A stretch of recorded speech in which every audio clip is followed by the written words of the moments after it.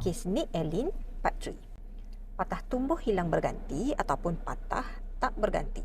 Semalam, Mahkamah Persekutuan memutuskan 16 daripada 18 peruntukan yang dicabar oleh Nick Allen adalah tidak sah. Sebab apa? Hujahnya adalah ia melebihi kuasa gubalan Undang-Undang Negeri Kelantan dan ianya berada di bawah bidang kuasa gubalan persekutuan. Antara yang terkena tempias ialah kesalahan liwat, sumbang mahram dan muncikari ataupun bapa ayam.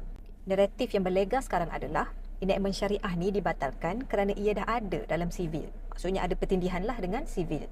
Dan mereka kata lagipun hukuman sivil lebih berat daripada hukuman jenayah syariah.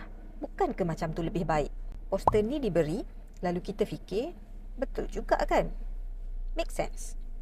Baik, semua tadi tu benar, tapi mereka tak cerita habis. Orang takkan marah tanpa sebab.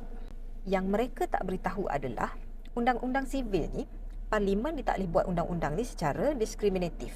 Undang-undang sivil yang dibuat mestilah terpakai kepada semua, tak kira bangsa maupun agama. Kena sama rata ataupun equality, kalau tidak, ia bakal dicabar sebagai tidak sah.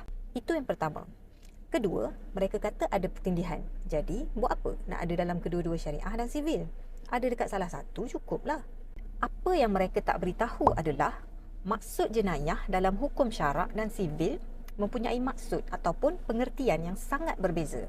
Di mahkamah sivil, sesuatu perbuatan tu akan jadi jenayah jika ianya perbuatan yang menyalahi undang-undang pemerintahan sesuatu tempat. Maksudnya, pemerintah buat undang-undang, kalau tak ikut, ianya dikira jenayah.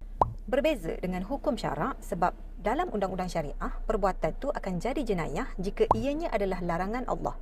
Pengertian yang berbeza terhadap jenayah ni menyebabkan pertimbangan hukuman yang berbeza. Pening? Tak berapa faham? Tak apa. Ini 3 contoh. Pertama, judi. Mengikut undang-undang sivil, berjudi menjadi kesalahan jika orang tu berjudi di tempat perjudian haram tanpa lesen mengikut undang-undang. Tapi kalau dia berjudi dekat tempat yang dibenarkan mengikut undang-undang, ianya tidak menjadi kesalahan. Dalam hukum syarak pula, kesalahan berjudi merupakan larangan perintah Allah. Tak kira sama ada ianya berlesen ataupun tidak. Kat sini anda perasan tak? Berjudi, walaupun atas nama kesalahan yang sama iaitu judi, tapi ia mempunyai tafsiran maksud yang berbeza dalam sivil dan syariah. Kedua, minum arak ataupun yang memabukkan. Dalam sivil, ianya jadi kesalahan jika memandu semasa berada di bawah pengaruh minuman yang memabukkan ataupun dadah.